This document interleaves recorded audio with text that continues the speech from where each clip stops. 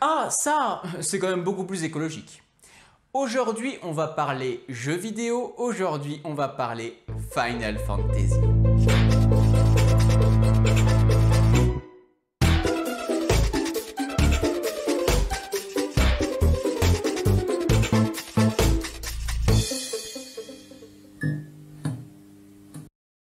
Final Fantasy XIV est un MMORPG, c'est-à-dire un jeu multijoueur en ligne où on incarne un personnage de son choix afin d'accomplir des quêtes et vaincre des boss à coups de sorts et armes légendaires.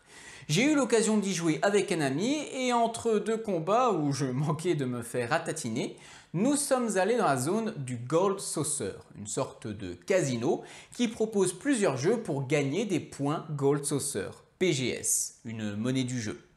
Et entre deux parties de tap-taupe, de triple triade et de courses de chocobo, on n'est pas mieux cadeau de chocobo. Un jeu a retenu mon attention, le Mini Jackpot. Le Mini Jackpot est un jeu de grattage gratuit limité à 3 parties par jour. Une grille de 9 cases sous la forme d'un carré de 3 par 3. Cette grille comporte tous les chiffres de 1 à 9, mais on ne sait pas où ils sont placés. L'ordre change à chaque partie. Une case est révélée à l'avance, mais on ne peut pas choisir où. Ensuite, nous pouvons choisir 3 cases à révéler. Une fois cela fait, nous devons choisir une ligne ou colonne ou diagonale du carré. Toutes les cases sont révélées et la somme de l'alignement que nous avons choisi nous donne notre gain via ce tableau qui est le même pour toutes les parties. Ici, j'avais choisi la ligne centrale, la somme fait 18, soit un gain de 119 PGS. Déjà, on voit la différence avec un vrai jeu de grattage classique que l'on peut trouver dans un bureau de tabac puisque nous avons 3 parties offertes par jour.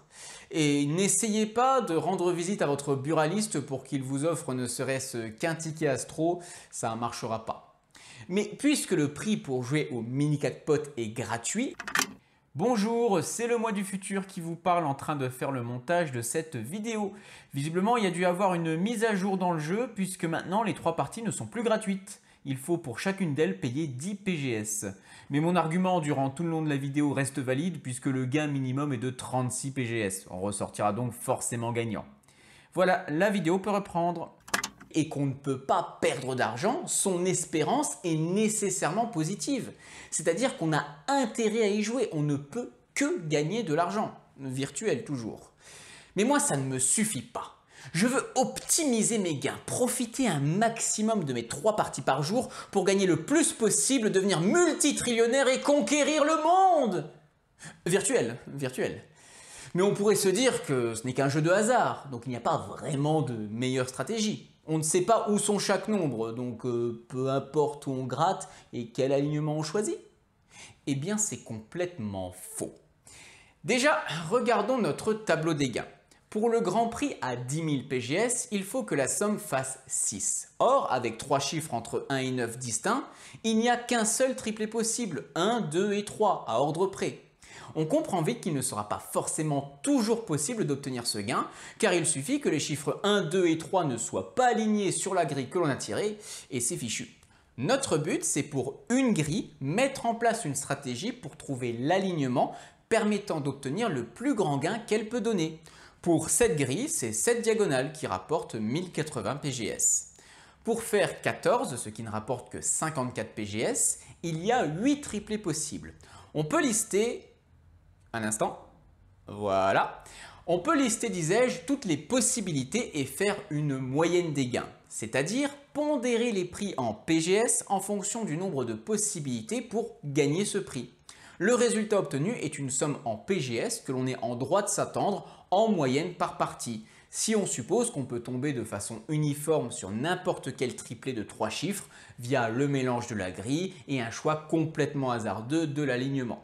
On devrait gagner sur le long terme environ 360,3 PGS. Ce qui veut dire que si notre stratégie nous fait gagner plus que cette somme, on aura mis en place une méthode plus efficace que simplement choisir au hasard.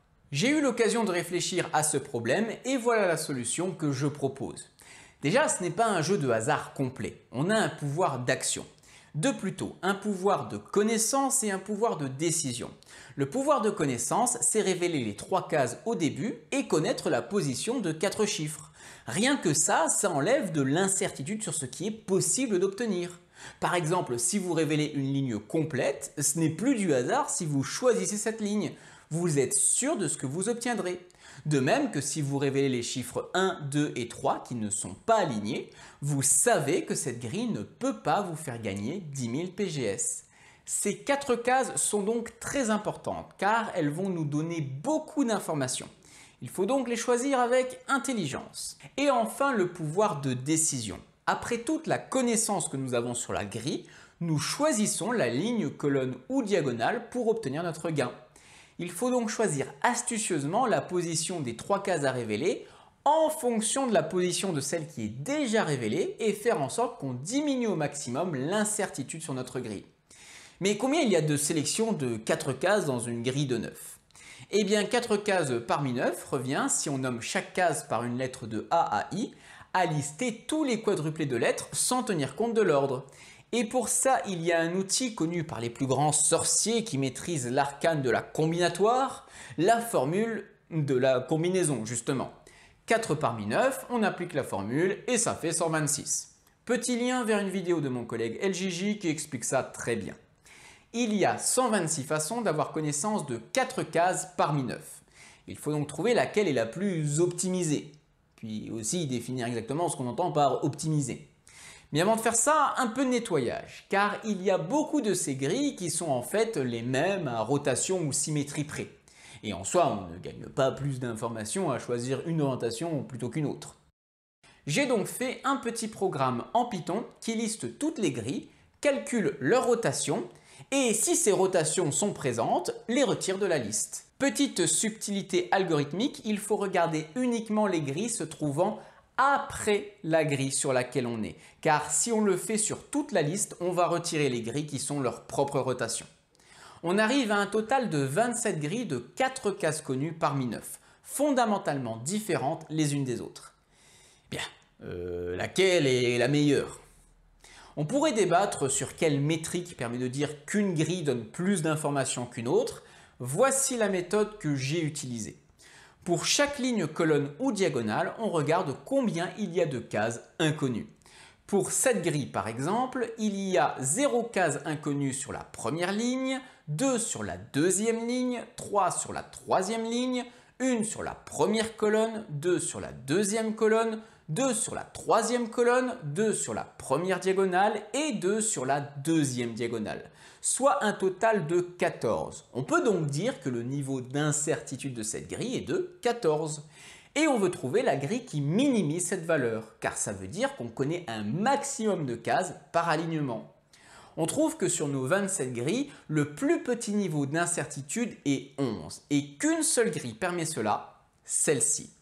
Donc, pour suivre ma stratégie, il faut faire en sorte de se ramener à cette configuration. Si la première case révélée est l'une d'elles, on complète les 3 autres, et si c'est cette case qui est révélée, on se ramène à une rotation de cette configuration. Mais si c'est une case en bordure qui est révélée, impossible donc de se ramener à cette configuration optimale. Il faut donc déterminer une deuxième configuration sous-optimale, mais qui possède au moins une case sur les côtés. En l'occurrence, celle-ci avec un niveau d'incertitude de 12. J'ai donc à ce niveau mes 4 valeurs connues. Il y en a donc 5 que je ne connais pas. Si je nomme les 5 cases inconnues de A à E, il y a 5 possibilités pour la valeur en A, 4 pour la valeur en B, 3 pour la valeur en C, etc. Les sorciers et sorcières en combinatoire parmi vous auront reconnu la formule de la factorielle. Une fois que l'on connaît les 4 valeurs, il y a donc 120 grilles possibles et on ne saura qu'à la fin de la partie sur laquelle on est tombé. À titre d'exemple, sans révéler aucune case, il y a 362 880 grilles possibles, 9 factoriels. Comme quoi ce pouvoir de connaissance est donc très important et nous aide beaucoup plutôt que simplement choisir un alignement au hasard. Et bien maintenant, je peux écrire un petit programme qui va pour chacune des 120 grilles possibles calculer le gain pour chaque alignement, faire la moyenne par alignement et regarder quelle ligne, colonne ou diagonale a la plus grande moyenne. 120 grilles à traiter, c'est vraiment peu pour un ordinateur, donc c'est de l'ordre de l'instantané.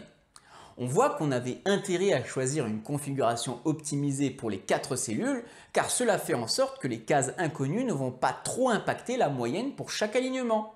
De ce fait, la moyenne sera assez proche de ce qu'on peut effectivement gagner. Résumons ma stratégie. Je regarde où se trouve la première case révélée, au centre ou dans un coin, je me ramène à la configuration optimale à rotation près. En bordure, je me ramène à ma deuxième configuration optimale à rotation près. Je liste les 120 grilles possibles, je calcule le gain moyen pour chaque alignement et je choisis la ligne, colonne ou diagonale avec la plus grande valeur.